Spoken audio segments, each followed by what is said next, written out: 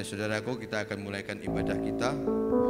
Kita akan naikkan pujian kepada Tuhan karena kemurahan Tuhan, karena kebaikan Tuhan, karena kasih yang dilimpahkan kepada kita.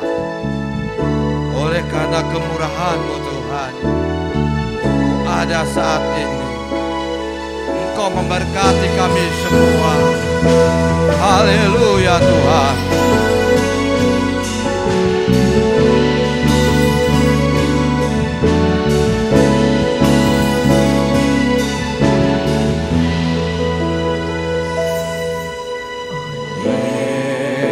Karena kemurahan Tuhan, ku ada sampai hari ini. Oleh karena kebaikan Tuhan, janji-Mu terjadi bagiku. Oleh karena kemurahan Tuhan, Tuhan berjanji untuk selalu menepati janji buat kita, orang yang percaya kepada Tuhan. Oleh karena kemurahan Tuhan, ku ada sampai hari ini. Oleh karena kebaikan Tuhan, janji-Mu terjadi bagiku. Katakan, ku sembah Kau Tuhan. Sembah Kau Tuhan, ku mengangkat tanganku. Selamanya Kau ajaib bagiku. Ku sembah Kau Tuhan, ku mengangkat wajahku. Selamanya Kau hebat bagiku. oleh karena kemurahan-Mu Tuhan. Haleluya.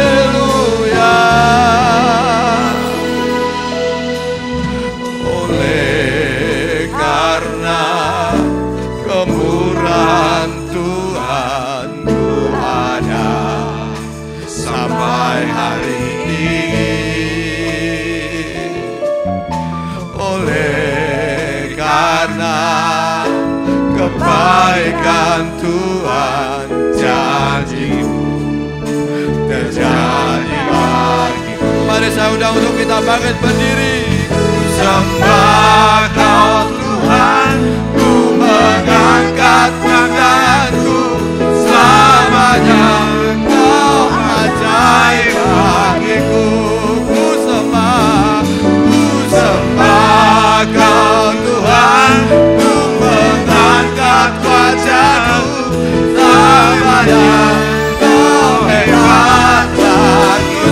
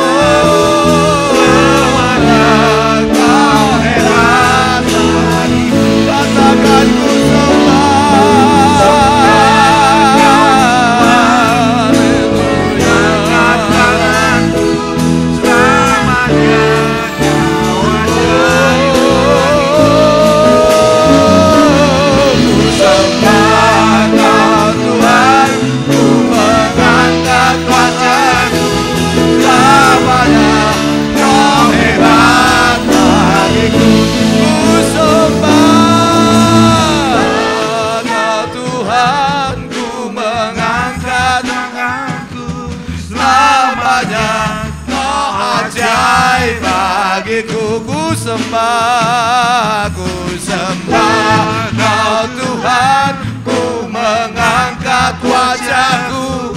Selamanya Kau hebat bagiku. Ku sembah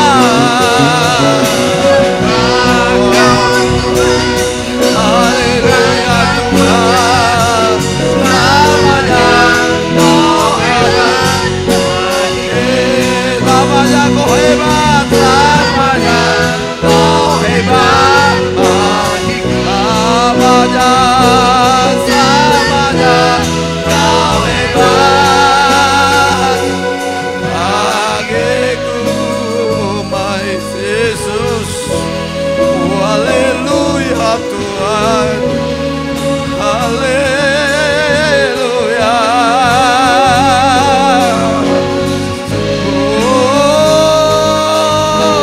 Agung namamu Tuhan, ku sembah.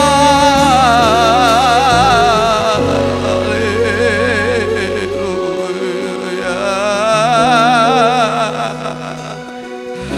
Engkau ajaib, Engkau hebat Tuhan, ku sembah Kau, sembah Yesus ajaib selamanya Tuhan. Oh haleluya, haleluya. Ajaib Kau Tuhan, sungguh agung Kau Tuhan, selamanya Kau hebat. Terima kasih Yesus. Haleluya. Yesus, haleluya Tuhan. Terima kasih.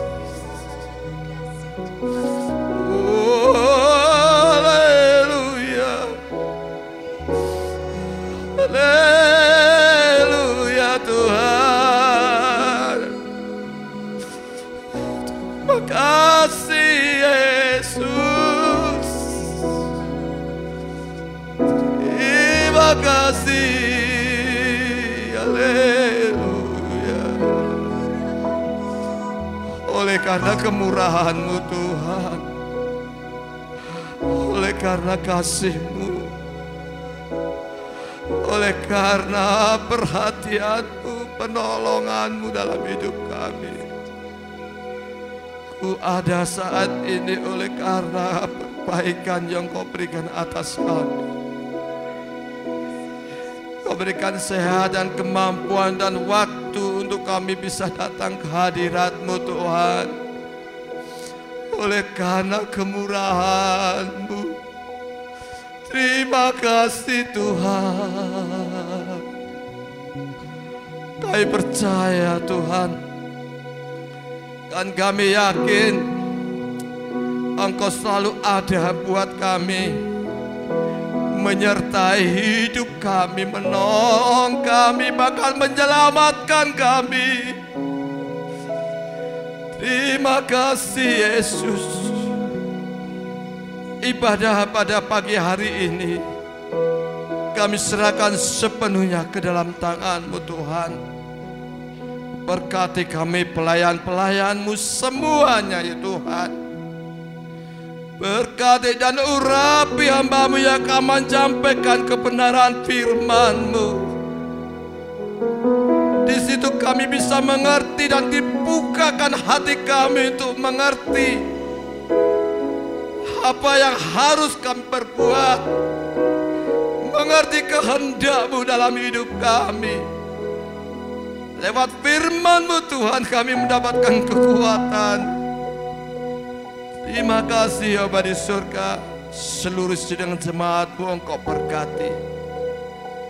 Mereka yang belum bisa hadir, apapun kondisi dan keadaan mereka Tuhan, tetap Engkau memberikan berkat, kasih karunia, kemurahan.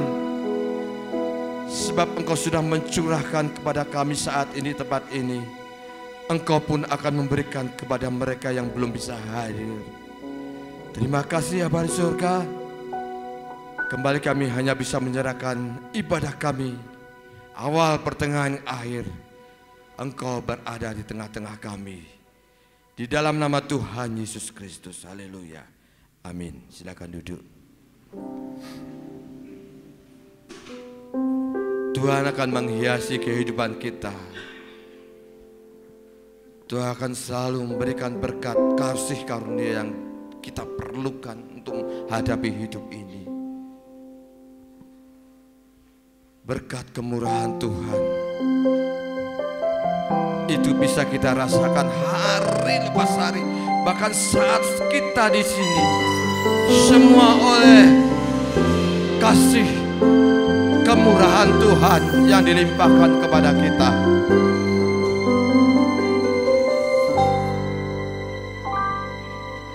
Kau hiasi kehidupanku dengan kemurahan-Mu.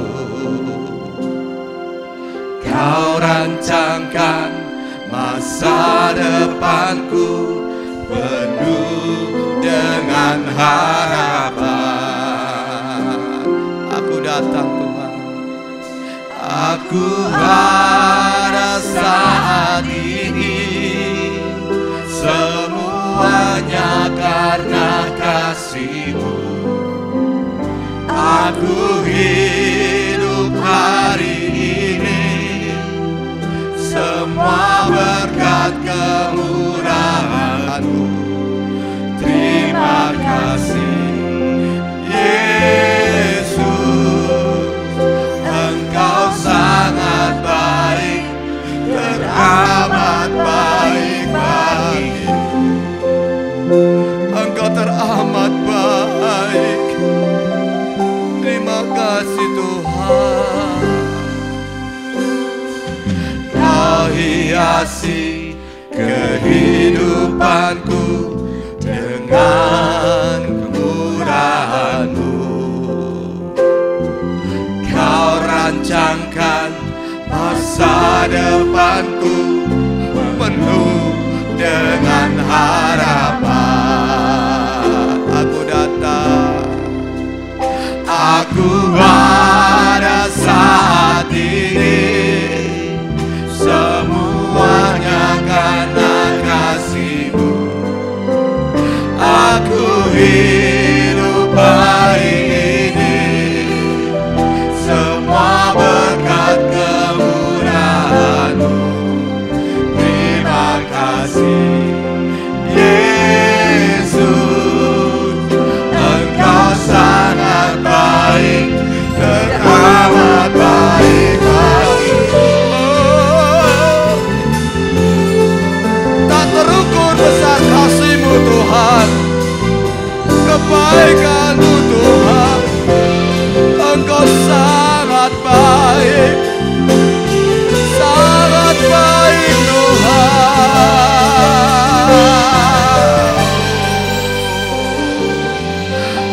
Aku ada saat ini, semua oleh karena kemurahan, semuanya karena kasih-Mu Tuhan. Aku hidup, bahkan aku hidup hari ini, semua berkat kemurahan. Terima kasih Tuhan. Terima kasih Yesus, terima kasih. Engkau sangat baik. Terima kasih Tuhan.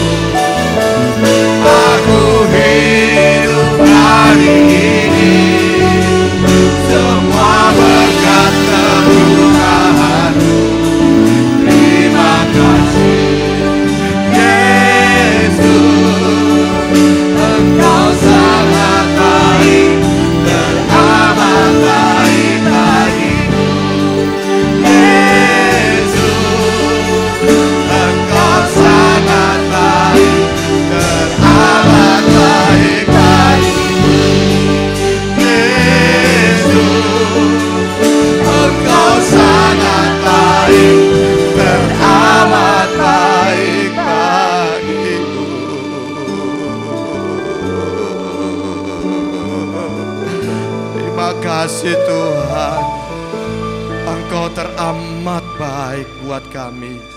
Terima kasih. Mari saudaraku, saya undang untuk kita bangkit berdiri. Kita naikkan pujian yang penuh sukacita. Haleluya, Yesus selalu ada buat kita. Yesus memberkati kita semua. Bersyukurlah kepada Tuhan. Haleluya Tuhan.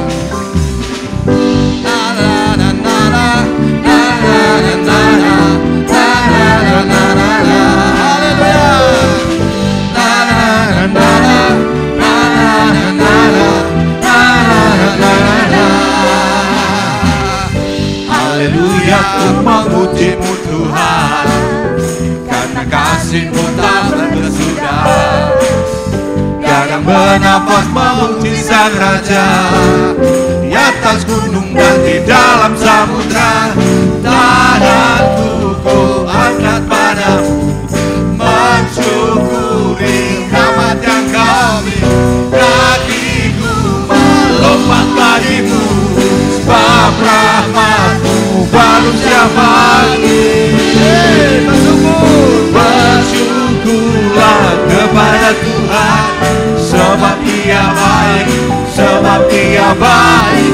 Bahwasanya Tuh selamanya, kasih setianya, kasih setianya.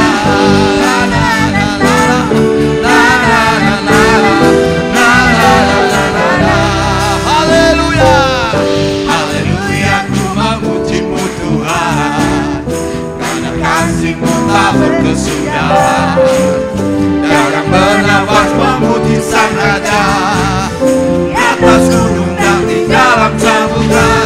Tanganku ku angkat padamu, mensyukuri rahmat yang Kau beri.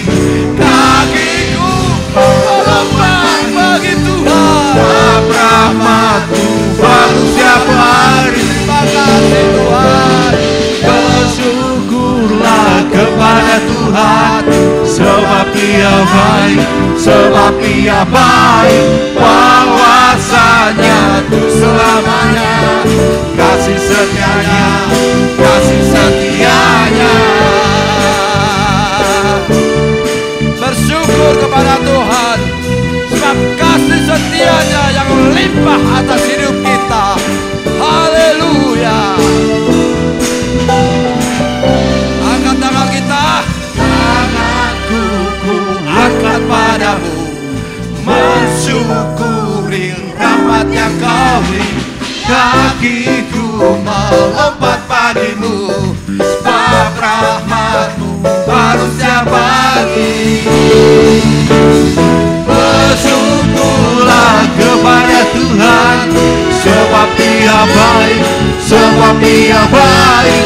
Bahwasanya Tuh selamanya, kasih setianya, kasih setianya. Bersyukurlah kepada Tuhan, sebab Dia baik, sebab Dia baik.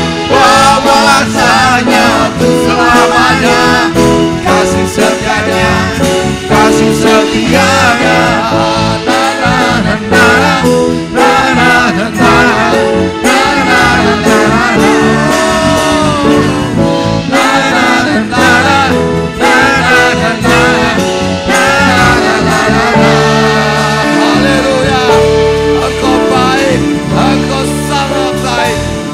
Bersyukur kepadamu ya Tuhan. Kita akan tetap tinggal berdiri saudaraku. Haleluya. Tiada terukur besar kasih setia Tuhan yang dilimpahkan atas hidup kita. Haleluya.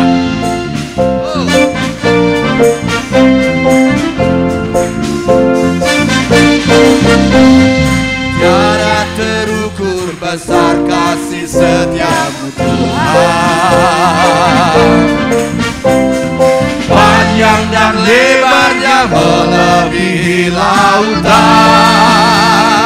Amin.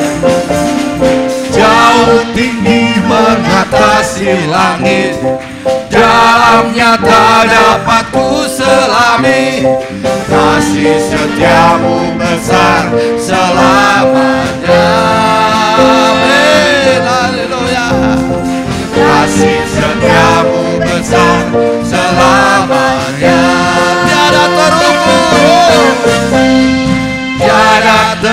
terukur besar kasih setiamu Tuhan. Amin. Terima kasih Tuhan. Panjang dan lebarnya melebihi lautan, jauh tinggi mengatasi langit, dalamnya tak dapat ku selami. Kasih setiamu besar selamanya. Kasih setiamu, kasih setiamu besar selamanya. katakan hatiku bersyukur, Hatiku bersyukur, jiwaku memuji, mulutku pun bersorak memuji Engkau. Yesus, ajaib perbuatanmu, besar anugerahmu, bahkan terhentiku memuji namamu. amin. Tiada terukur besar kasih setiamu Tuhan. Panjang dan lebarnya melebihi lautan, jauh tinggi mengatasi langit, dalamnya tak dapat ku selami. Kasih setiamu besar selamanya. Haleluya. Kasih setiamu besar selamanya. Kasih setiamu Tuhan. Kasih setiamu besar selamanya.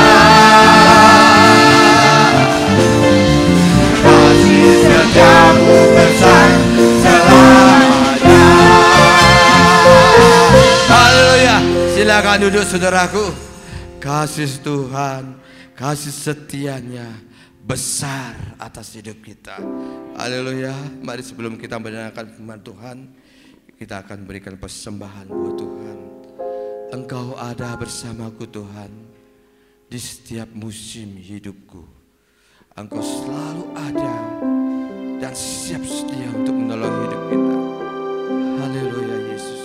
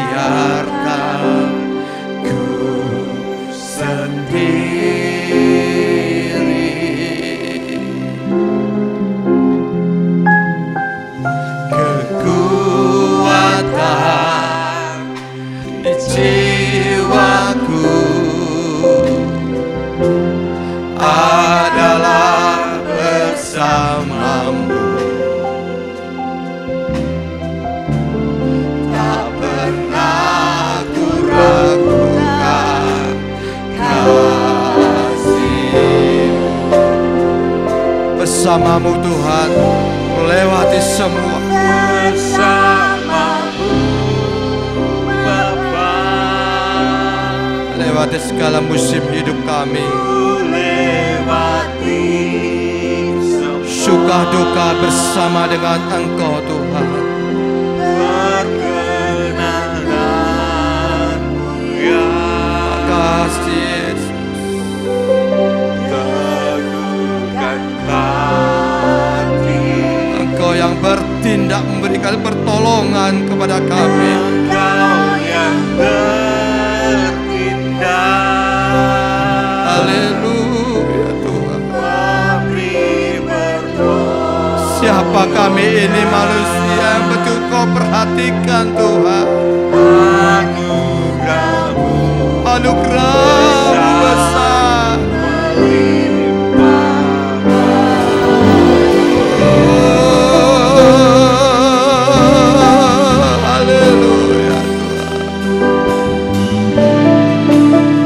jemaat saya undang untuk kita bangkit berdiri. Engkau ada bersamaku di setiap musim hidupku.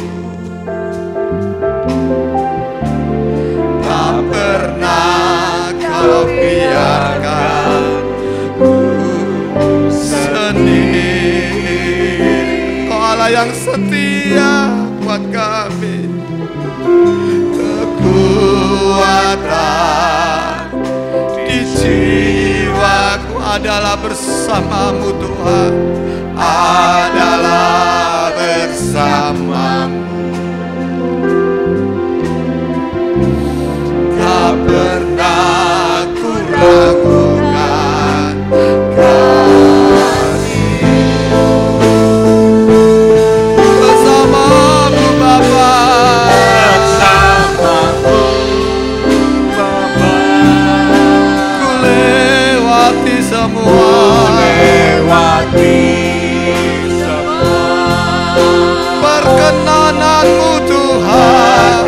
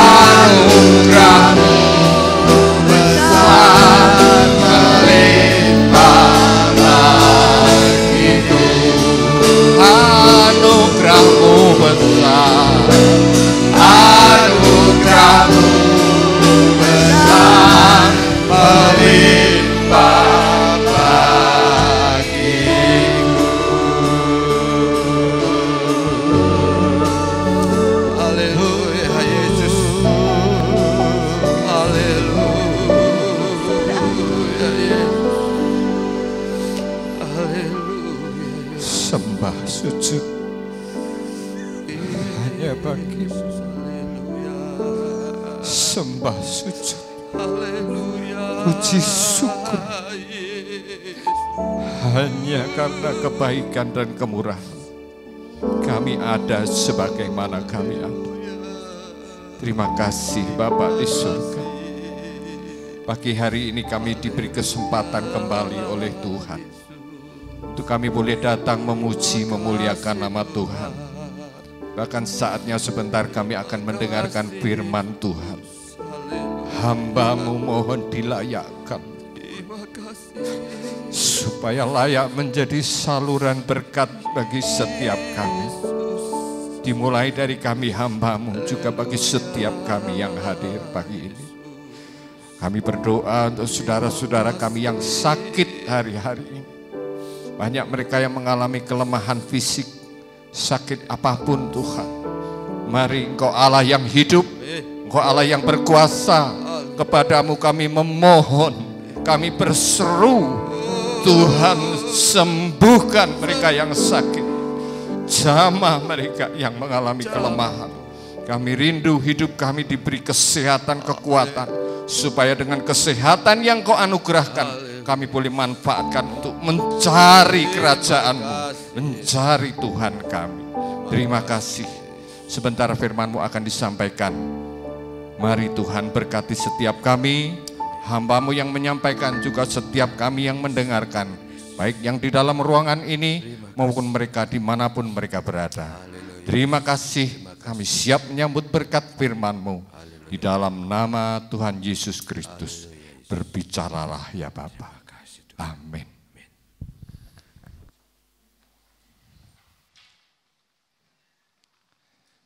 Selamat siang, selamat berjumpa lagi atau masih pagi ya saudara, masih jam 9 pagi.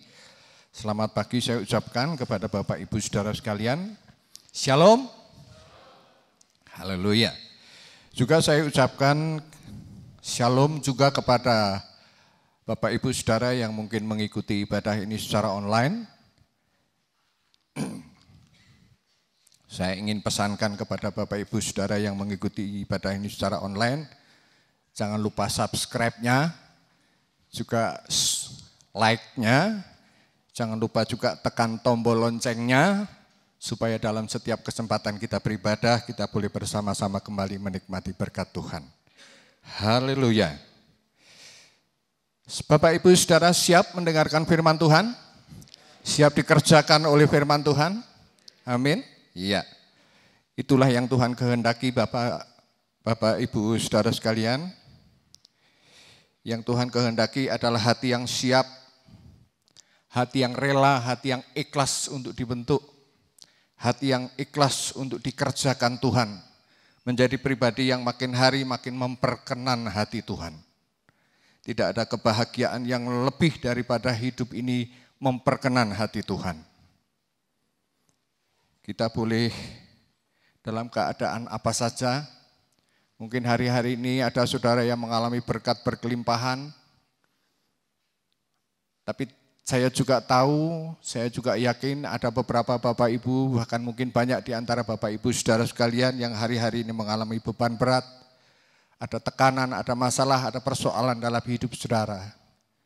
Terus berjuang saudara, teruslah berjuang agar hidup ini diperkenan oleh Tuhan.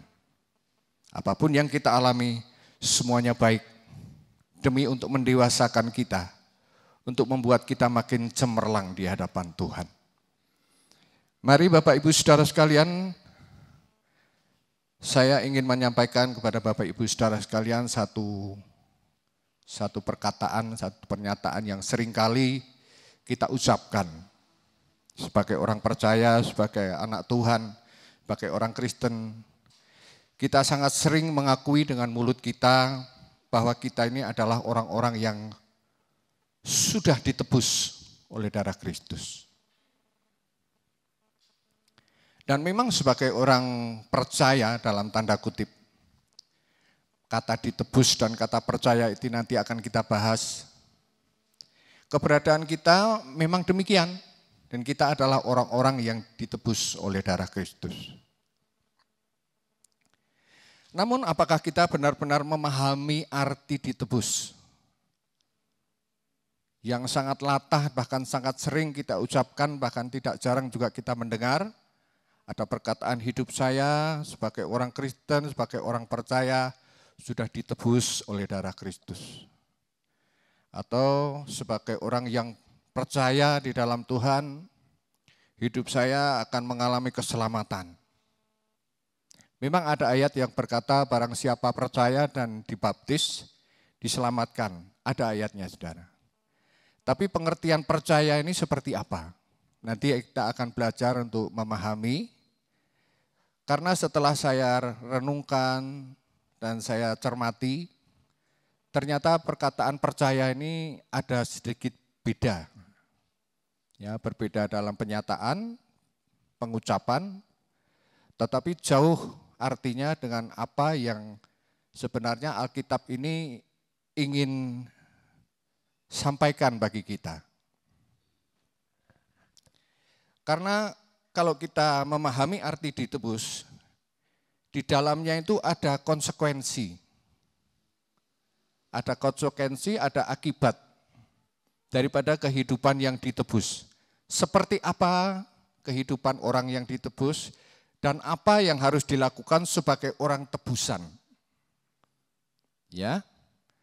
Kalau tidak, kita tidak lebih hanya akan hidup sebagaimana kebanyakan orang hidup di dunia. Tidak ada bedanya antara orang yang hidup ditebus, antara orang yang hidupnya percaya kepada Yesus dalam pengakuan, tetapi dalam perilaku, tingkah laku, perkataan, pikiran, bahkan perbuatan yang nyata, kita tidak berbeda dengan orang-orang yang tidak ditebus. Nah, kalau ini terjadi pada kita, ini adalah sesuatu hal yang tragis, saudara. Bisa jadi kita sudah menjadi orang Kristen, menjadi pelayan Tuhan sekian tahun, sekian puluh tahun. Tapi perilaku, tindak laku, tingkah laku, perbuatan kita, perkataan kita, tidak mencerminkan bahwa kita ini orang yang percaya, bahkan orang yang sudah ditebus Tuhan. Arti kata ditebus di dalam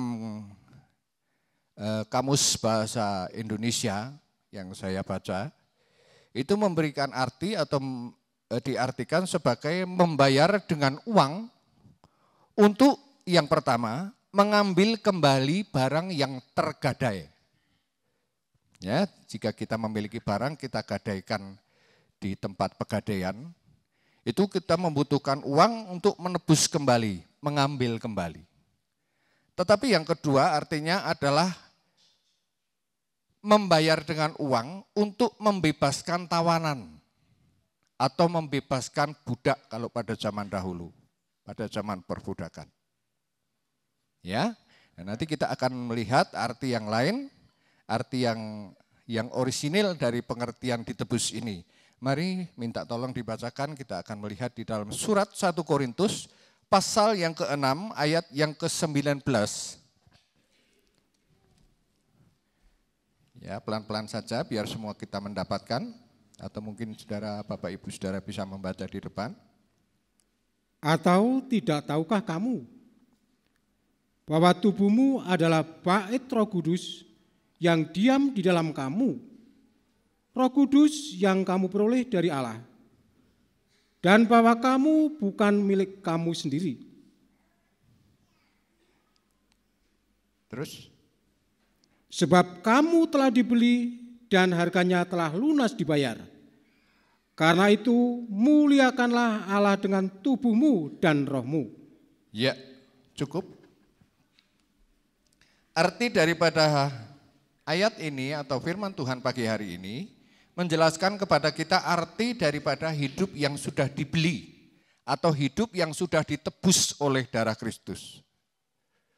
Di sini dikatakan, atau tidak tahukah kamu bahwa tubuhmu adalah bait Roh Kudus yang diam di dalam kamu. Roh Kudus yang kamu peroleh dari Allah dan bahwa kamu bukan milik kamu sendiri. Arti ditebus, ya, itu berarti kita bukan lagi dimiliki oleh majikan lama kita.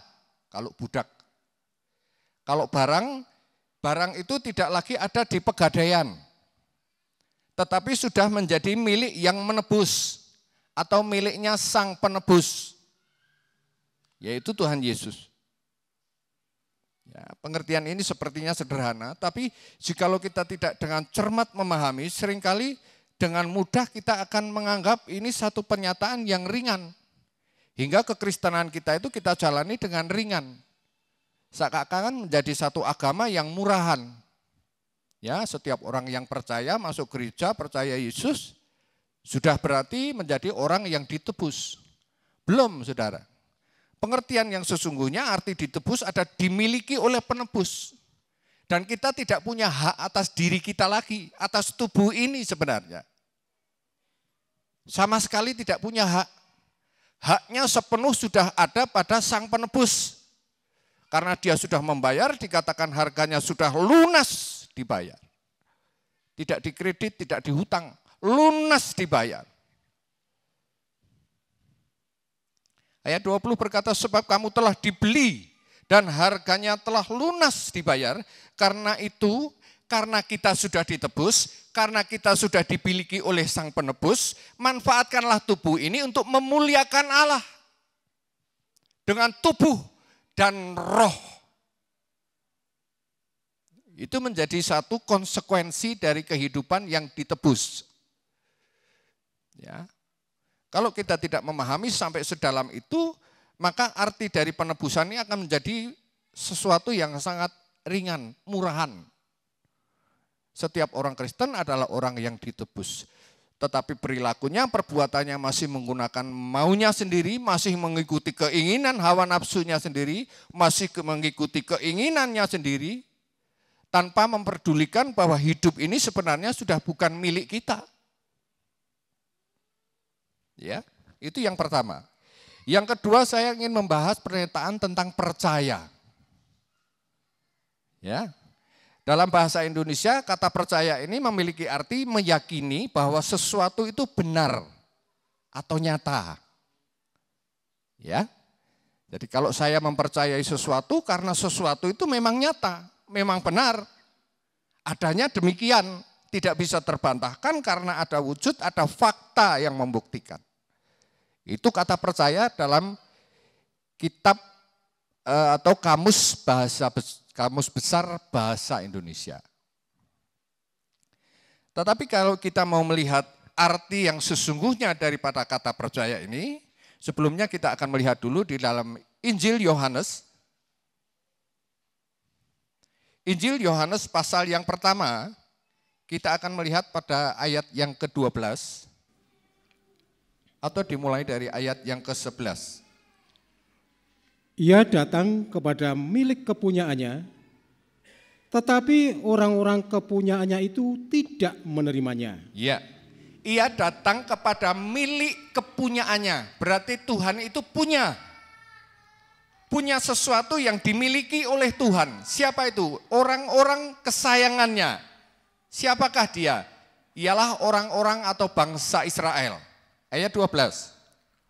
Tetapi semua orang yang menerimanya diberinya kuasa supaya menjadi anak-anak Allah, yaitu mereka yang percaya dalam namanya. Iya, yang ke-11 tadi, yang dimiliki oleh Allah, yaitu bangsa pilihan atau bangsa yang dikasihi Tuhan, yaitu bangsa Israel, itu menolak. Dikatakan mereka tidak menerima. Ya. Jika ia datang kepada milik kepunyaannya, tetapi orang-orang kepunyaannya itu tidak menerima. Itu sebabnya dilanjutkan dengan ayat yang ke-12, dikatakan, tetapi semua orang, tidak terkecuali, semua orang yang menerimanya diberinya kuasa supaya menjadi anak-anak Allah. Siapa anak-anak Allah? Dikatakan yaitu mereka yang percaya di dalam namanya. Itu anak-anak Allah. Terus Pak, ayat 13. Orang-orang yang diperanakan bukan dari darah atau daging. Bukan. Bukan pula secara jasmani oleh keinginan seorang laki-laki. Bukan juga. Terus. Melainkan dari Allah. Ya cukup sampai di situ. Karena ketika dia datang kepada milik kepunyaannya, milik bangsa kesayangannya, mereka menolak, maka kesempatan untuk menjadi anak Allah itu dibuka seluas-luasnya kepada saya dan saudara. Siapakah itu? Yaitu orang-orang yang percaya. Siapa orang yang percaya? Nah, kita akan belajar. Dalam bahasa aslinya, kata percaya itu ditulis dengan huruf pisteuo. P-I-S-T-U-O. Pisteuo. Ya. Artinya orang-orang yang menyerahkan dirinya kepada siapa? Kepada orang yang dia percaya. Itu yang pertama. Yang kedua adalah orang-orang yang mau terus berjuang untuk menghormati dan mematuhi yang dia percayai. Jadi kalau tadi pengertiannya percaya itu ya karena memang nyata, karena ada bukti, ada fakta, maka percaya. Tetapi pengertian yang sesungguhnya tidak sesederhana itu Bapak Ibu. Pengertian yang sesungguhnya, arti kata percaya itu adalah menyerahkan dirinya. Seperti budak yang dibeli, seperti hamba yang dibeli, ditebus. Tidak memiliki hak, tidak memiliki sesuatu pun yang bisa dia banggakan, tidak memiliki sesuatu pun yang dia bisa pertahankan, tetapi seluruh hidupnya dipersembahkan kepada yang menebus. Ya. Itu sesuatu yang bagi saya baru, saudara. Jadi kalau kita mengaku sebagai orang percaya, yowis, aku percaya, saya percaya. Karena apa? Karena kita sudah masuk gereja, sudah ikut Tuhan sekian lama, sudah jadi pelayan Tuhan bahkan. Mungkin juga menjadi seorang pembicara seperti saya. Saya orang yang percaya. Tetapi apakah kata percaya, pengertian percaya itu sesuai dengan apa yang Tuhan mau? Karena pengertian yang percaya yang sesungguhnya, orang itu harus menyerahkan hidupnya, menyerahkan segala yang dia punya untuk siapa, kepada siapa dia percaya. Ya. Dan untuk pengertian ini ada unsur tuntutan. Ada yang dituntut dari orang percaya. Ternyata tidak sesederhana itu. Pengertian saya dulu juga begitu, saudara. Percaya itu ya percayalah. Asal percaya bahwa hidup kita ini sudah ditebus, saya masuk gereja menjadi orang Kristen, menjadi orang yang percaya. Nanti kalau satu kali saat saya dipanggil pulang Tuhan, ya masuk surga. Karena percaya. Ternyata tidak semudah itu, tidak sesederhana itu pengertiannya, saudara. Justru selama kita diberi kesempatan untuk hidup, kesempatan itulah kita manfaatkan sebaik-baiknya untuk menunjukkan bahwa kita adalah orang yang layak dipercayai Tuhan. Layak. Ada perilaku, perbuatan mulai dari pikiran, perkataan yang benar-benar menyukakan hati Bapak. Kalau percaya, iblis pun percaya, saudara, Alkitab menulis. Iblis saja percaya kalau pengertian percaya itu hanya, oh ya, karena nyata, karena ada bukti, ada fakta, aku percaya. Tapi kalau percaya itu di dalamnya mengandung tuntutan untuk menyerahkan hidup, itu menjadi sesuatu yang tidak sederhana, saudara. Ya, dibutuhkan penyerahan, dibutuhkan sesuatu yang rela dikorbankan. Ada harga yang harus dibayar, sebagaimana Kristus sudah membayar harganya untuk saya dan saudara dengan harga yang lunas, dengan nyawa, dengan darahnya sendiri. Allah mempersembahkan anak tunggal satu-satunya untuk mati di atas kayu salib, untuk menebus saya dan saudara yang bukan bangsa pilihan. Bagaimana kita bisa menjadi bangsa pilihan? Percaya kepada Tuhan dalam pengertian yang benar. Tidak sembarangan, tidak sekadarnya, tidak ceroboh dengan hidup, tidak sembrono memanfaatkan hidup ini lewat mulut, perkataan, pikiran, perbuatan, apapun yang dibuat harus selaras sejalan untuk menyenangkan hati Sang Penebus kita. Dan Dia sudah mengajar kita dengan jelas dari sehari ke sehari. Mari kita sekarang akan membuka di dalam Yohanes pasal yang ketiga. Jikalau tadi kita melihat di dalam Yohanes pasal yang pertama, sekarang kita masuk kepada pasal yang ketiga. Kita akan membaca dimulai dari ayat yang pertama sampai ayat yang ke-7. Percakapan dengan Nikodemus. Adalah seorang Farisi yang bernama Nikodemus, seorang pemimpin agama Yahudi. Ia datang pada waktu malam kepada Yesus dan berkata, "Rabi, kami tahu bahwa engkau datang sebagai guru yang diutus Allah. Sebab tidak ada seorang pun yang dapat mengadakan tanda-tanda yang kau adakan itu, jika Allah tidak menyertainya." Yesus menjawab katanya, "Aku berkata kepadamu, sesungguhnya jika seorang tidak dilahirkan kembali, ia tidak dapat melihat kerajaan Allah." Kata Nikodemus kepadanya, "Bagaimanakah mungkin seorang dilahirkan kalau ia sudah tua? Dapatkah ia masuk kembali ke dalam rahim ibunya dan dilahirkan lagi?" Jawab Yesus, "Aku berkata kepadamu, sesungguhnya jika seorang tidak dilahirkan dari air dan roh, ia tidak dapat masuk ke dalam kerajaan Allah." Ya, sampai situ dulu Pak, nanti kita lanjutkan lagi. Tadi sebelumnya sudah saya katakan di dalam Injil Yohanes pasal yang pertama, mereka yang menerima yaitu orang percaya dalam namanya, dikatakan tadi ayat yang ke-13, diperanakkan bukan dari daging, juga bukan dari keinginan laki-laki, bukan. Tetapi dari Allah yang adalah roh.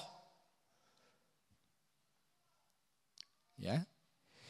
Kita orang percaya adalah orang yang ditebus, orang-orang yang diperanakkan bukan dari keinginan seorang laki-laki, bukan juga dari manusia, tetapi dilahirkan dari Allah, dan Allah itu adalah roh. Berarti kita harus mengalami lahir baru di dalam roh. Ayat 3 tadi dikatakan begini, Yesus menjawab katanya, "Aku berkata kepadamu sesungguhnya jika seorang tidak dilahirkan kembali, ia tidak dapat melihat kerajaan Allah." Melihat saja tidak bisa, saudara. Apalagi masuk. Ya. Dikatakan ayat 3 ada proses lahir baru. Orang yang mengalami lahir baru itu tidak mendadak tiba-tiba lahir. Ada proses mengandung, ada proses, kalau orang Jawa sering kali ada proses berapa bulan, sampai hari kelahiran. Ada prosesnya. Tidak ujuk-ujuk, tidak tiba-tiba lahir. Tetapi ada proses. Demikian kita dilahirkan kembali itu melalui satu proses pembentukan. Yang tidak gampang, yang tidak murah, yang seringkali sakit bagi daging. Ayat keempat berkata, kata Nikodemus kepadanya, "Bagaimanakah mungkin seorang dilahirkan kalau ia sudah tua?" Ini jawabannya sangat-sangat masuk akal Bapak Ibu. Ya. Ketika dia yang adalah seorang guru, seorang pemimpin bangsa Yahudi, seorang yang sangat memahami Taurat, memahami hukum-hukum Allah, tetapi ketika Tuhan mengajarkan tentang hal lahir baru, dia sama sekali tidak paham. Dia tidak mudeng, tidak dong dengan pengertian tentang lahir baru yang harus melewati satu proses kelahiran.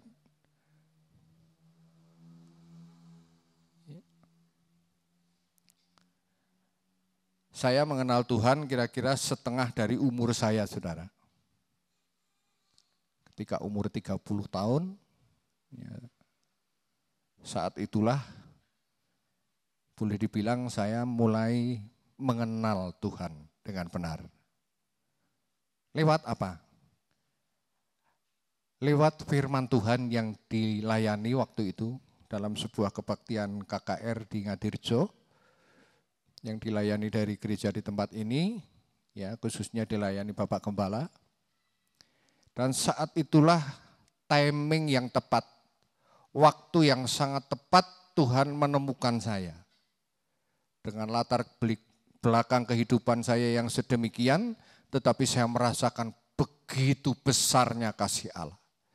Begitu besarnya kuasa penebusan roh sampai menjangkau di tempat di mana saya ada. Disitulah saya baru mengerti artinya orang percaya dan orang yang ditebus. Meskipun pengertian saya sangat terbatas. Dan Tuhan tuntun sampai dengan hari ini Tuhan berikan pengertian tentang arti percaya yang sesungguhnya. Seringkali sadar atau tidak sadar dengan mudah kita berkata kita orang percaya, kita orang yang ditebus. Tapi kalau perkataan itu cuma keluar dari mulut, akan dilihat orang, dibaca orang, ternyata perilakunya tidak seperti yang Tuhan mau. Ya, saudara.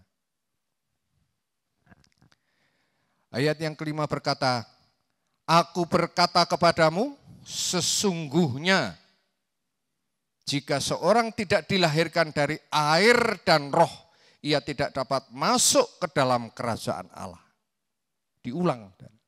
Kalau tadi ayat yang ketiga, melihat kerajaan Allah saja tidak bisa. Apalagi masuk dalam kerajaan Allah.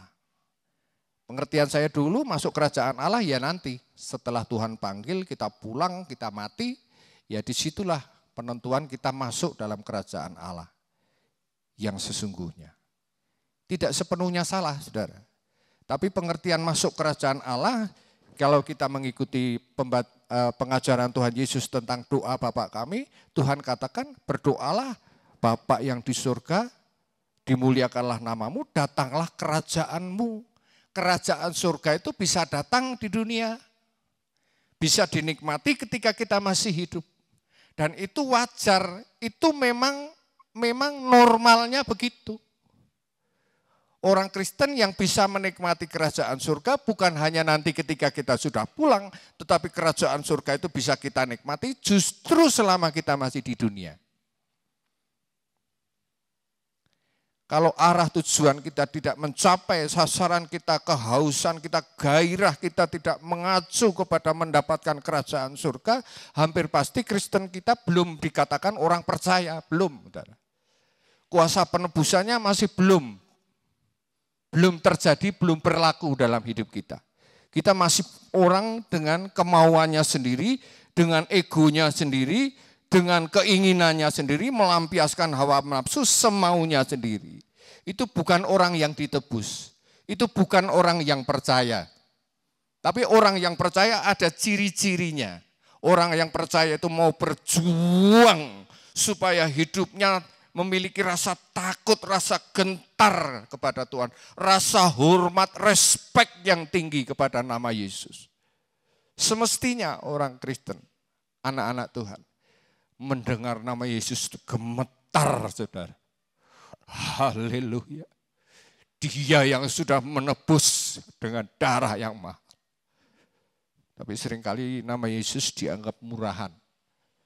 Ya, dengan enteng berkata Yesus, Yesus, Yesus. Tapi perilakunya itu, perkataannya nyelekit, melukai sana, melukai sini. Hatinya keras, tidak mau mengampuni. Hatinya keras, tidak membuka kesempatan orang untuk bertobat. Itu bukan orang ditebus. Kristen mungkin. Tetapi kalau pengertian, arti pengertian daripada hidup yang ditebus, hidup yang percaya kepada Tuhan, rela menyerahkan hidupnya. Kepada siapa? Kepada Yesus yang sudah menebus. Kelihatannya sederhana, saudara. Tapi untuk dilakukan butuh proses kelahiran kembali yang sakit. Ibu-ibu yang sudah punya anak, pernah mengalami proses kelahiran. Ya, kalau sekarang ada proses kelahiran secara operasi. Kalau dulu enggak ada. Zaman dulu ketika saya masih lahir, ketika saya masih kecil, kelahiran saya, proses kelahiran saya secara normal. Belum ada proses operasi. Kalaupun ada mungkin di kota-kota besar yang saya belum kenal waktu itu. Tapi proses kelahiran di sini menggambarkan betapa sakitnya. Ada pertaruhan hidup dan mati dari seseorang yang melahirkan. Supaya kita bisa lahir. Supaya kita bisa lahir, Tuhan sudah mengaruniakan anaknya yang tunggal sakit. Rasanya sakit, anak satu-satunya harus diikhlaskan. Tapi demi untuk saya dan saudara bisa lahir dari air dan roh. Tuhan berikan. Tuhan relakan. Ya.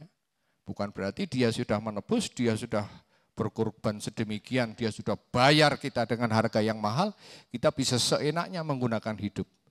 Kalau kita diberkati bisa menggunakan duit kita seenaknya karena milik kita. Salah. Bisa menggunakan kekuasaan kita, mentang-mentang kita pemimpin, bisa begini, begitu terhadap bawahan, terhadap orang di bawahnya, semaunya sendiri, bisa ngomong seenaknya sendiri. Bukan begitu. Tapi yang Tuhan mau, hidup ini diserahkan. Yang layak menerima hormat kepujian hanya Tuhan. Amin. Tidak ada yang lain. Bahkan tubuh ini tidak ada harganya. Makanya saya menemui beberapa orang, banyak orang hari-hari ini dipertemukan saya, saudara. Dengan orang yang, maaf kalau saya berkata bukan saya merendahkan, yang katakanlah secara ekonomi hidupnya pas-pasan. Ya. Dari kalangan menengah ke bawah lah, katakanlah. Tapi kalau melihat harga dirinya dipertahankan sedemikian, jangan sampai tersinggung, jangan sampai tersakiti perasaannya. Ada, saya ketemu banyak orang hari-hari ini. Wah, dan saya melihat hidupnya bukan makin baik, hidupnya makin terpuruk. Orang Kristen, saya tidak bicara di luar konteks kekristenan, saya bicara orang-orang Kristen yang saya kenal. Mereka begitu mempertahankan dirinya sementara dia mengaku bahwa dia orang percaya. Saya katakan kalau kita kaitkan dengan firman yang kita bahas pagi ini, bohong. Kristen pembohong, maaf saudara. Apa yang dia ucapkan tidak sesuai dengan apa yang dia lakukan, bohong. Saya tidak berniat melukai siapapun. Tapi kalau kita kembali kepada konteks yang asli dari firman Tuhan yang saya yakin Tuhan kehendaki untuk kita pahami. Bahwa pengertian percaya itu tidak sesederhananya, ya Tuhan aku percaya. Kalau aku susah, aku punya masalah, aku punya persoalan, aku berdoa maka ditolong. Aku minta mujizat maka mujizat akan datang. Orang-orang perjanjian lama memang begitu, saudara. Ketika mereka dituntun keluar dari Mesir, masuk kepada tanah yang dijanjikan, di perjalanan mereka minta. Mereka minta makan, diberi makan, minta daging, diberi daging, minta air, diberi air. Tapi ketika sudah masuk negeri perjanjian, mereka tidak bisa hidup mengandalkan mujizat. Mereka harus bekerja dengan peluh, dengan kekuatan, dengan keringat. Dan memang Tuhan janjikan berkat yang 30 kali lipat, 60 kali lipat, 100 kali lipat. Memang dijanjikan. Tetapi diraih bukan dengan menadahkan tangan memohon mujizat. Mereka dapatkan dengan kerja keras. Firman Tuhan pada kesempatan yang lalu saya katakan, orang yang mau diberkati Tuhan, seorang pelajar yang ingin sukses dalam studinya, belajar dengan sungguh-sungguh. Belajar dengan segenap hati, mencurahkan perhatiannya khusus hanya untuk belajar. Memperdalam pengertiannya, pengetahuannya ditambah terus. Baru Tuhan memberkati. Begitupun orang yang bekerja dengan segenap hati, dengan kesungguhan, dengan kejujuran, dengan memelihara hati yang takut akan Tuhan. Tuhan pasti memberkati. Tapi kesalahan banyak orang mengandalkan, Tuhan, berikan kepada kami mujizat. Kami butuh, kami kekurangan. Tidak begitu, saudara. Tuhan mengajar kita menjadi orang yang dewasa. Yang bisa mengenal Tuhan dari hari ke sehari itu makin hari makin dalam, makin paham maunya Tuhan. Seperti orang yang bergaul makin hari makin mengerti sifat seorang yang dia kepada siapa dia bergaul. Sebabnya firman Tuhan berkata pergaulan yang buruk akan merusak kebiasaan, merusak, betul-betul merusak. Dengan siapa anak-anak muda ini bergaul, dengan siapa kita ini bergaul, itu akan membentuk, akan mewarnai gaya hidup kita. Itu sebabnya Tuhan katakan ketika dia sudah menebus saya dan saudara, dia mau kita dimiliki oleh Tuhan. Yang dicintai hanya Tuhan. Kita tidak mencintai lagi dunia dan isinya. Yang menggiurkan, tapi palsu. Menggiurkan. Ya, namanya palsu itu bisa jadi seringkali lebih indah dari yang asli. Lebih bersinar seakan-akan. Tapi fana, palsu. Tapi yang dari Tuhan itu bernilai kekal. Orang yang lahir dari roh, dari firman dan roh. Roh Allah itu mengandung kekekalan, di dalamnya mengandung kekekalan. Kita ini menjadi makhluk yang kekal. Ketika semuanya berlalu, ketika semuanya mati, habis sirna, ketika kita meninggal, roh kita kembali kepada Allah. Kekal. Jangan sembarangan memperjuangkan yang kekal, saudara. Bisa kekal dalam hukuman, bisa kekal dalam penyelamatan. Pilihan ada pada Tuhan, tidak.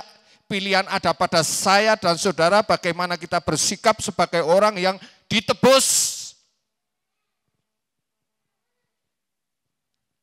Bisa gagal, bisa. Sangat berpotensi gagal. Apalagi orang yang punya kedudukan tinggi. Potensi gagalnya lebih tinggi. Ketika saya duduk di dawa cuma mendengarkan orang lain berkhotbah, potensinya lebih ringan seakan-akan. Firman Tuhan berkata kepada siapa diberi banyak, dituntut banyak. Kepada siapa dia Tuhan berikan kepercayaan besar, daripadanya dituntut yang besar. Kalau boleh menawar lebih baik saya duduk di sana mendengarkan yang lain berkhotbah. Tapi kalau ini kesempatan Tuhan berikan kepada saya hargai, saya hormati. Ya, bukan berarti yang khotbah ini lebih kastanya lebih tinggi dari yang mendengar, tidak, sama. Surat Petrus berkata kita semua ini umat-umat pilihan. Ya, kita ini semua imam-imam yang rajani. Tidak ada beda kasta sepertinya kalau sudah pendeta, seorang pembicara terus sepertinya levelnya tinggi sekali di mata Tuhan. Tidak, sama. Justru seorang pembicara dituntut lebih dari apa yang sudah dia sampaikan. Itu ngerinya di situ, saudara. Tidak boleh asal omong. Ketika saya mempersiapkan ini, saya cuma berdoa Tuhan. Mohon dilayakkan. Karena dimulai dari ini. Kemulai dari saya yang membicara, yang menyampaikan. Bukan asal khotbah, saudara. Kalau asal khotbah, saya sama sekali tidak punya materi untuk bisa khotbah. Sama sekali. Tapi kalau ini kepercayaan yang Tuhan berikan, saya akan kelola seperti talenta yang tidak mau saya pendam. Saya akan kembangkan, saya akan niagakan. Supaya ketika Tuhan itu datang dia dapati, mana talentamu? Hamba bisa mempersembahkan dengan buahnya. Kebanggaan seorang pelayan Tuhan hanya itu. Bukan kebanggaannya kalau sudah kaya, sudah terkenal, sudah hebat. Bukan. Kebanggaannya jadi hamba. Kita ini hamba dosa, dilepaskan dari dosa, dimerdekakan dari dosa, supaya menjadi hamba kebenaran. Dari hamba kepada hamba. Firman Tuhan tidak berkata ketika kamu dimerdekakan dari dosa, kamu menjadi tuan atas dirimu sendiri, tidak. Tuhan katakan ketika kamu dimerdekakan dari dosa, kamu menjadi hamba kebenaran. Dari hamba jadi hamba. Jadi apa yang kita bisa banggakan? Harga diri setinggi apa yang kita layak pertahankan? Tersinggung sedikit sudah emosinya naik. Ya, mungkin direndahkan, ditegur orang, sudah rasanya, wah. Kita itu tidak ada harganya, saudara. Tapi ketika kita bisa menjadi orang yang ditebus, Tuhan mau menunjukkan bahwa saya dan saudara ini orang-orang yang berharga di mata Tuhan. Amin. Sangat-sangat bernilai. Mari Pak Carijo kita lanjutkan pembacaan. Ayat yang ke-6. Apa yang dilahirkan dari daging adalah daging, dan apa yang dilahirkan dari roh adalah roh. Janganlah engkau heran, karena aku berkata kepadamu, kamu harus dilahirkan kembali. Iya, harus. Kalau tidak lahir kembali, tidak masuk kerajaan surga. Betul. Sudah Kristen 50 tahun, mungkin 70 tahun. Kalau saya tadi separuh umur saya, saudara, katakanlah. Tidak jaminan. Firman Tuhan berkata yang terdahulu bisa nyelip. Les. Karena dia menempatkan diri sebagai orang percaya dan menempatkan diri sebagai orang yang ditebus. Sedangkan kita pengakuan percaya dan ditebus hanya di sini. Hanya di sini. Orang tidak bisa menikmati buahnya orang percaya itu seperti apa tuh? Buahnya orang yang ditebus itu seperti apa? Dampaknya kepada orang di sekelilingnya apa? Kepada keluarganya apa? Kepada orang-orang di sekelilingnya, di sekitarnya, kepada teman-temannya, saudara-saudaranya apa? Kalau tidak berbuah apa-apa sama saja. Boleh mengaku tapi ya hanya sebatas mengaku itu. Mengaku ditebus, mengaku orang percaya, bisa. Karena lidah ini tidak bertulang. Ya. Pagi dan siang bisa berubah. Jangankan pagi dan siang, sekarang saya bicara nanti sebentar bisa berubah. Karena lidah tidak bertulang. Tapi yang Tuhan mau kita itu menjadi orang-orang yang menghargai, menghormati Tuhan. Berjuang untuk bisa menghormati Tuhan. Berjuang untuk bisa mematuhi Tuannya, Sang Penebus itu. Haleluya. Ayat 6 berkata, apa yang dilahirkan dari daging. Tadi dikatakan kita harus lahir kembali dari roh. Itu berarti kehidupan kita yang lama sebelum ditebus hidup dalam daging, dalam dosa. Ketika ditebus, mestinya orang yang ditebus hidup dalam kekudusan sepenuhnya. Hidup tidak bercacat, tidak bercela. Mestinya. Ya. Bahkan istilah ini sudah mulai agak jarang didengar. Orang Kristen banyakan mulai dengar pernyataan ini sudah kerih di telinga. Aduh. Ya, bahaya.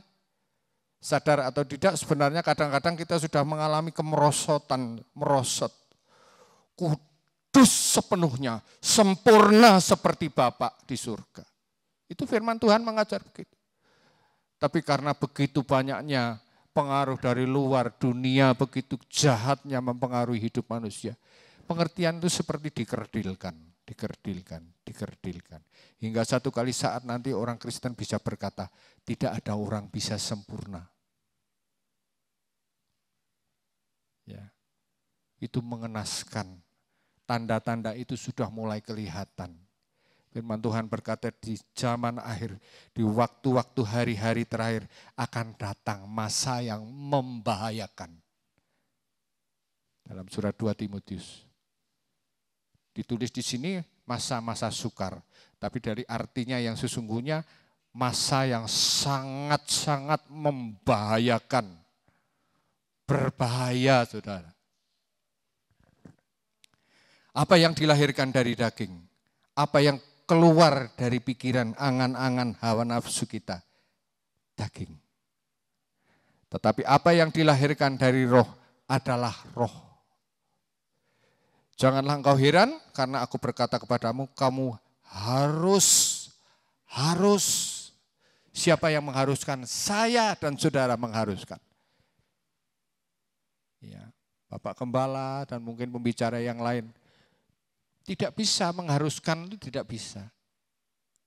Kalaupun bisa hanya sekedar memberikan satu arahan, memberikan satu himbauan.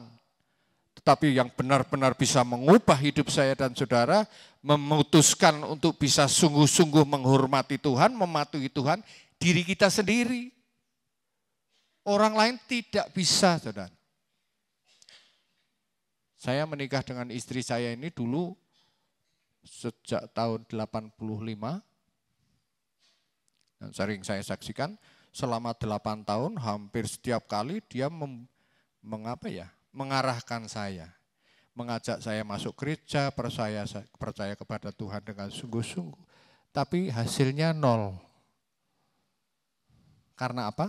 Karena saya tidak melihat dia jadi orang yang ditebus, saya tidak melihat keberadaannya sebagai orang percaya. Berangkat gereja kita masih bertengkar, saling menyalahkan, saling merasa menang sendiri, pulang gereja pertengkarannya bersambung. Seri 2. Berangkat gereja, yuk Pi ikut ke gereja. Tapi nanti pulang gereja bertengkar lagi. Saya tidak melihat sosok orang yang percaya. Saya tidak melihat sosok orang yang ditebus.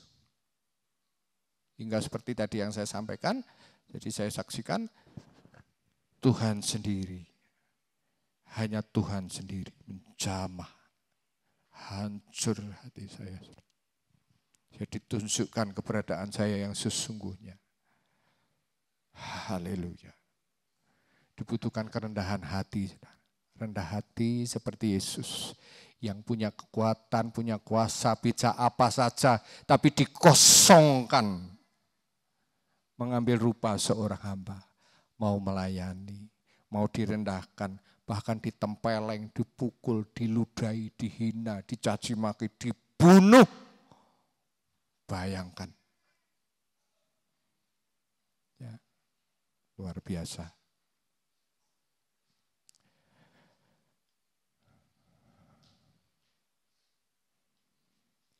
Orang yang ditebus dan orang percaya itu semestinya menemukan surga dalam hidupnya. Semestinya, normalnya begitu. Ya. Karena surga itu dihuni oleh orang-orang yang lahir dari roh. Orang yang lahir dari daging, hidupnya menuruti keinginan daging tidak bisa masuk surga. Karena di surga itu rumahnya Allah. Daging dan roh berlawanan.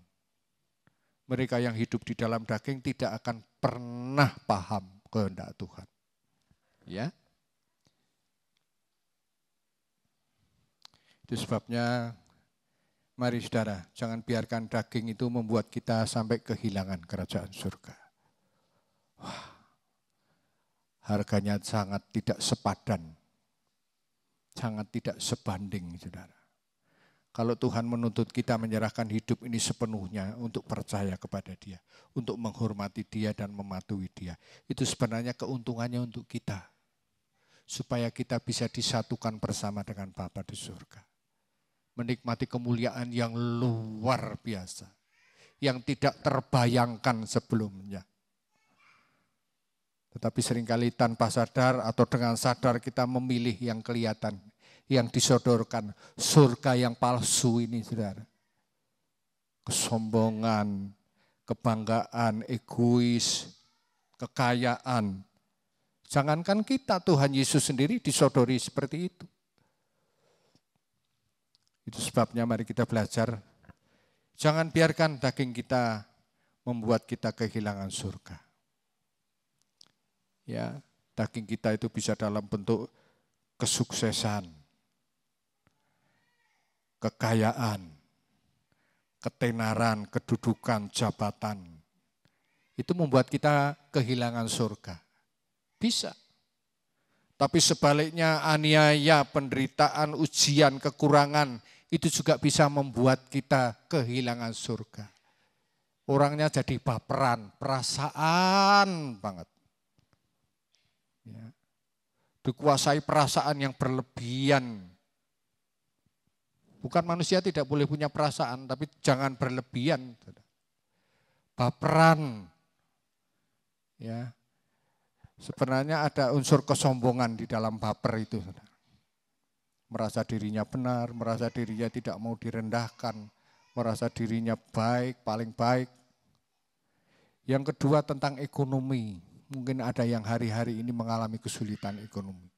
Jangan biarkan kesulitan ekonomi itu membuat kita kehilangan surga. Kalau tadi saya bicara surga, surga itu bukan semata-mata hanya tempat. Tapi surga itu suasana. Firman Tuhan berkata kerajaan surga itu, kerajaan Allah. Mari kita baca ya. Kerajaan Allah bukan soal makan minum. Sebentar, saya cari.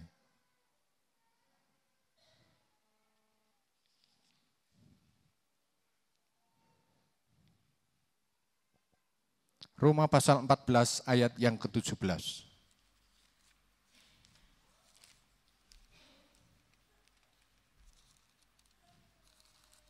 16 dan 17.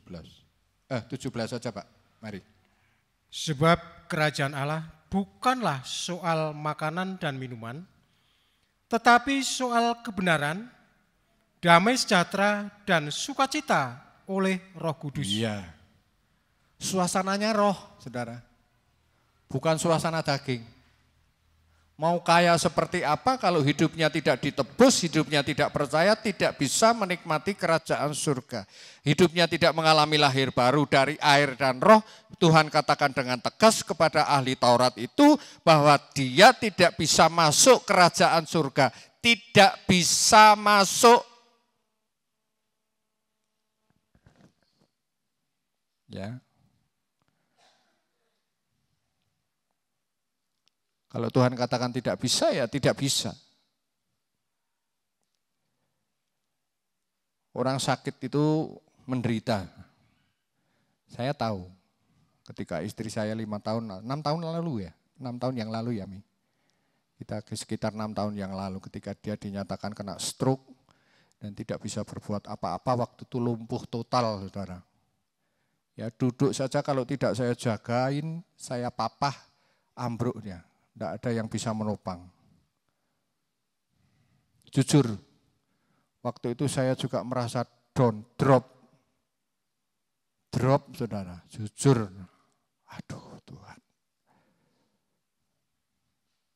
Seakan-akan dunia runtuh. Ya bahasa dunia begitu ya. Seakan-akan dunia itu runtuh seketika. Dari yang semula seperti itu, dari yang semula gesitnya seperti itu, pinternya seperti itu, lincahnya seperti itu, tiba-tiba dibuat stuck, berhenti, tidak bisa berbuat apa-apa. Bagaimana perasaannya? Sebagai suami, aduh, seperti kehilangan pengharapan. Tuhan itu ada enggak ya? Katanya Tuhan itu menolong ya. Saya sudah cukup setia selama ini. Tapi upah yang saya dapat kok seperti ini. Itu baper namanya. Baperan. Dan itu bukan yang Tuhan mau. Yang Tuhan mau aniaya. Surat Rasul Paulus katakan, sakit, penyakit, kekurangan tidak bisa memisahkan aku dari kasih Kristus. Hari demi hari berlalu, ada proses kelahiran. Terus saya diberi kekuatan, makin hari diberi kekuatan, makin hari makin kuat. Puji Tuhan. Sekarang meskipun istri saya belum pulih sepenuhnya, tapi saya melihat hidupnya bahagia. Kami bahagia, saudara. Kalau orang dunia mungkin mengalami seperti yang kami alami susah. Seperti yang Bapak Gembala, Bapak Yepta alami ini susah. Tapi bagi orang yang ditebus, orang yang percaya itu bukan masalah. Yang jadi masalah kalau hidup itu terputus dari persekutuan dengan Tuhan. Itu masalah besar. Hidup tidak dilayakkan masuk dalam kerajaan surga, apalagi melihat kerajaan surga. Itu masalah yang terbesar. Hari-hari ini setelah 6 tahun berlalu saya melihat istri saya makin cantik. Makin sehat, makin gendut, makin gemuk. Ya. Tidak peduli, bukan itu sasarannya, saudara. Sasarannya kerajaan surga yang kekal, yang kita miliki, yang pasti akan kita masuki. Karena kita hidup di dalam roh, menempatkan diri menjadi orang yang percaya dan orang yang ditebus. Itu saja. Soal mau kaya, tidak kaya, masalah besar, masalah kecil, semua orang punya masalah. Tapi jangan itu membuat saya dan saudara kehilangan kesempatan masuk kerajaan surga. Amin. Surga di dunia ini, apalagi surga yang kekal. Kalau kita sedang keberkatan, tidak usah terlalu senang, biasa saja. Kalau kita sedang terpuruk, mengalami kesusahan, masalah, persoalan, sakit, penyakit, biasa saja. Tetaplah berdiri sebagai orang percaya dan orang yang ditebus. Istri saya ketika belum lama sakit, dia dulu rambutnya panjang. Ketika mandi tangan semua masih bisa bergelak leluasa, dia suka rambutnya panjang. Tapi ketika dia sakit dia potong pendek supaya lebih sederhana, lebih mudah. Ketika dia mandi dengan satu tangannya dia tetap merawat tubuhnya. Dia tetap merawat supaya tetap cantik di hadapan saya. Tante Ogin cantik dulu. Besok dengan mengalami seperti ini makin cantik. Baik di hadapan suaminya, terlebih di hadapan Tuhan. Cantik di mata Tuhan. Wah, saudara. Haleluya. Jangan biarkan, jangan terpuruk dengan hal yang seperti itu. Karena kerajaan surga itu bukan soal makan minum. Bukan cuma soal ini, bukan kepentingan ini. Kalau sudah bicara butuhan, kalau sudah bicara uang, rasanya kerajaan surga itu, kekayaan itu seakan-akan segala-galanya. Tidak. Kerajaan surga itu sudah dibuka pintunya. Ditebus dengan darah yang mahal. Orang lain bahkan Tuhan tidak bisa mengubah. Tidak bisa. Kalau apa? Kalau kita bertahan dengan hidup yang lama. Kalau kita bertahan dengan cara hidup yang lama, cara berpikir yang lama. Itu sebabnya Tuhan katakan dalam ayat yang ke-7 tadi, kamu harus dilahirkan kembali. Kita harus berubah, harus saudara. Kalau tidak berubah, tidak usah ngimpi masuk dalam kerajaan surga. Mari kita membaca dalam Injil Matius pasal yang ke-9.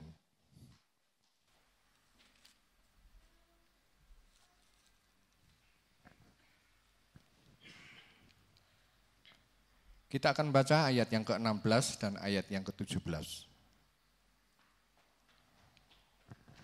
Tidak seorang pun menambalkan sari kain yang belum susut pada baju yang tua.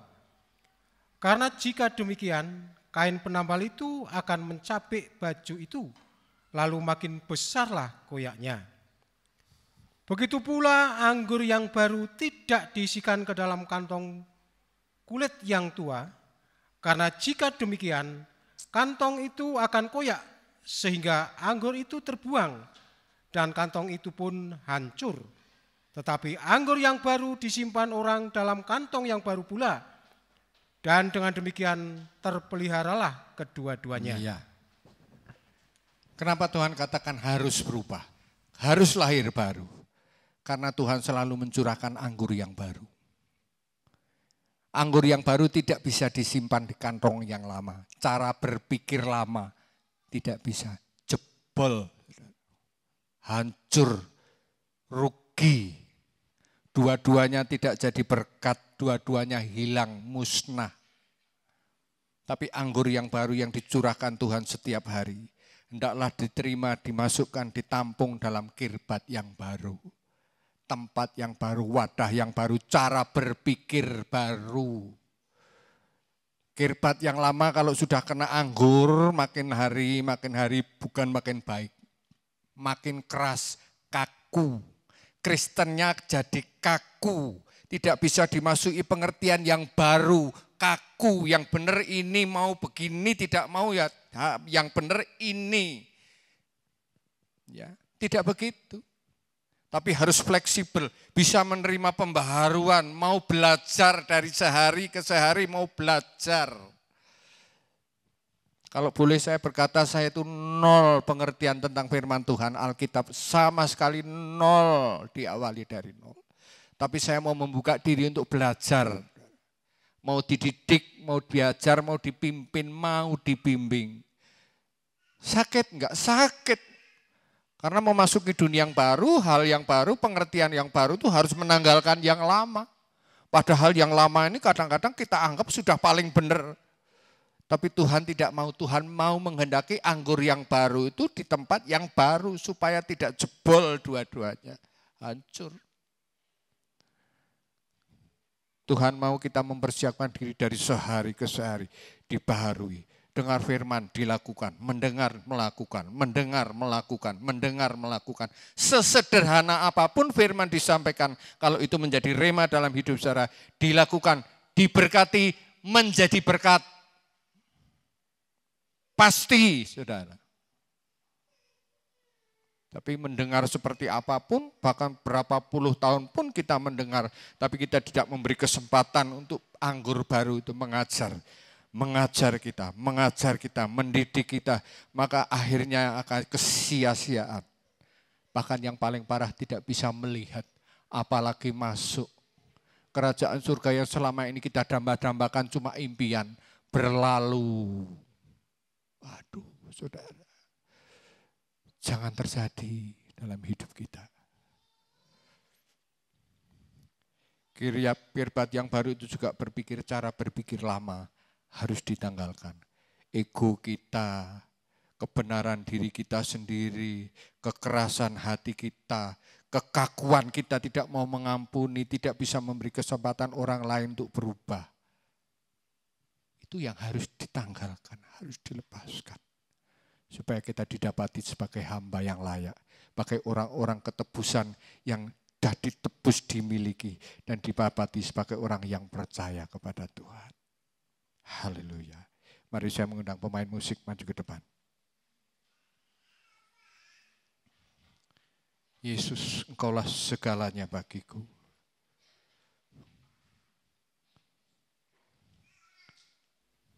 Kerinduanku hanya Kau, Yesus. Hasrat hatiku dekat padamu. Kita nyanyikan kurnya saja.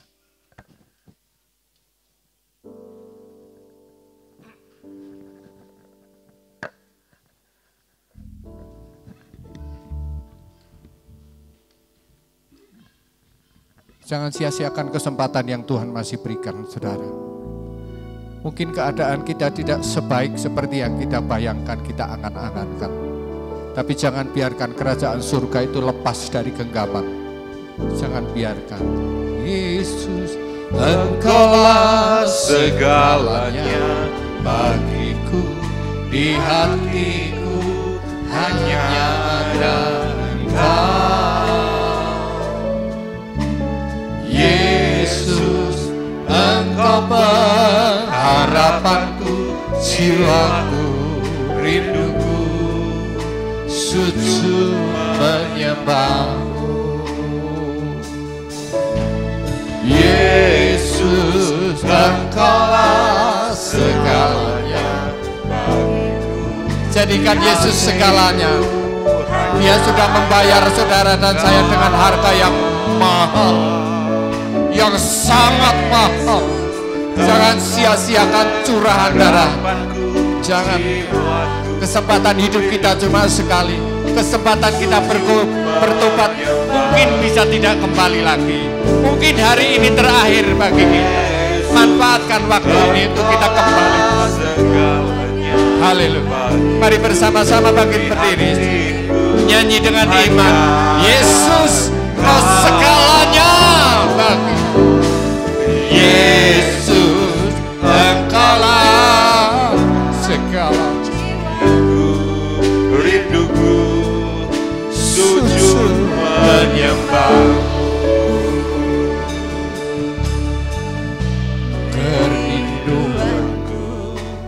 hanya Kau Yesus, hasrat hatiku dekat padamu,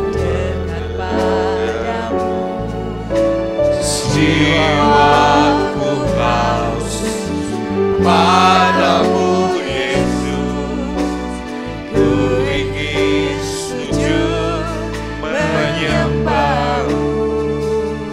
segenap jiwaku mendambakanmu. Kaulah Yesus, Engkaulah Yesus, kemuliaanku. Dalam hatiku terukir namamu, oh Yesus, Kau kekasihku. Yesus, Engkaulah segalanya bagiku. Di hatiku hanya ada Kau. Yesus, Engkau pengharapanku, jiwaku, rinduku, sujud menyembah. katakan bersama-sama, Yesus, Kaulah segalanya. Yesus, Engkaulah segalanya, Kau segalanya.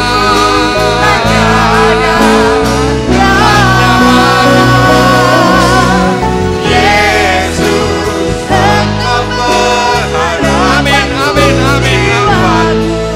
rinduku, sujud menyembah. Yesus,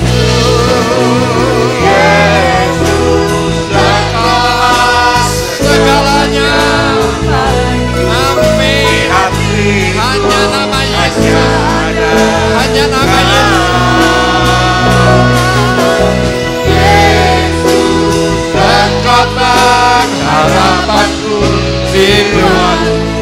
rinduku, Sujud menyembahmu. Yesus, katakan dengan hati yang tulus di hadapan Tuhan, menyadari bahwa kitalah orang-orang yang ditebus, kitalah orang-orang percaya yang akan diangkat menjadi anak-anak Allah, menerima kuasa untuk menjadikan bangsa ini muridnya Tuhan. jiwaku, rinduku.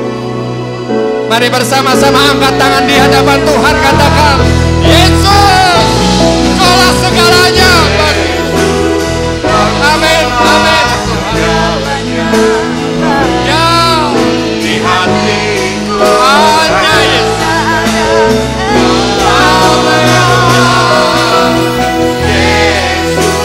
Engkau pengharapanku, Jiwa-jiwa rinduku, sujud sekali lagi.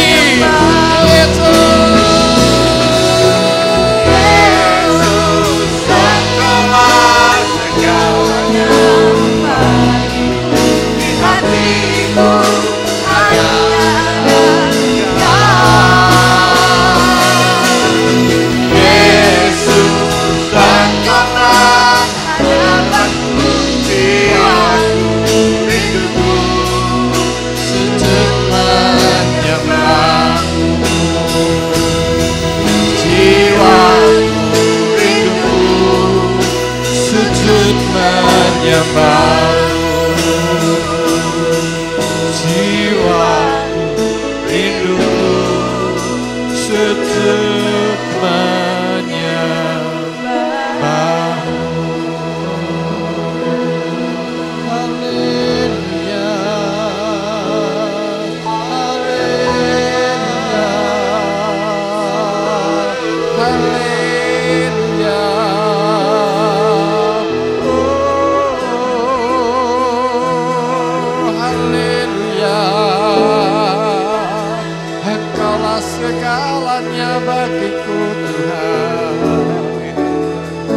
ada yang lebih berarti selain Kau Yesus, selain nama-Mu Yesus. Haleluya.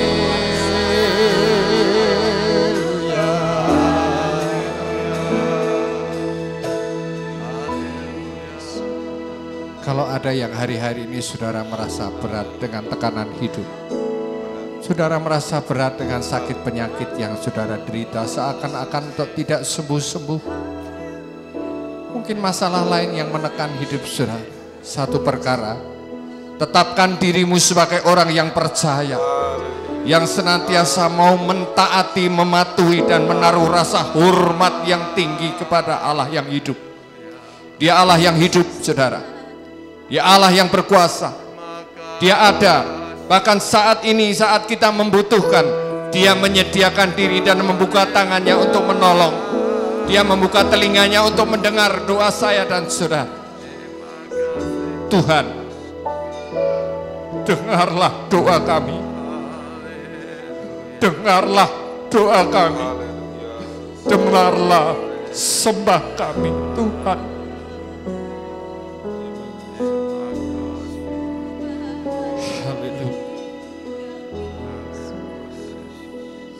Bapa yang baik, Allah yang hidup, yang masih ada, kuasa dan mujizatnya masih berlaku atas kami sampai dengan hari ini. Kiranya Tuhan dapati kami sebagai orang-orang yang percaya, bukan hanya mengaku dengan lidah dan bibir kami, tetapi dari segenap hati kami mau menjadikan hidup ini sebagai orang yang percaya di hadapan Tuhan. Kami mau menempatkan diri sebagai orang-orang yang sudah ditebus dengan harga yang begitu mahal. Jangan kami menjadi orang-orang yang tidak menghargai dan menghormati karya penebusan Tuhan. Tapi biarlah semua berkat yang Kau sudah persiapkan, Kau sediakan bagi kami, dapat kami raih dan menjadi bagian dalam hidup kami. Terima kasih Tuhan.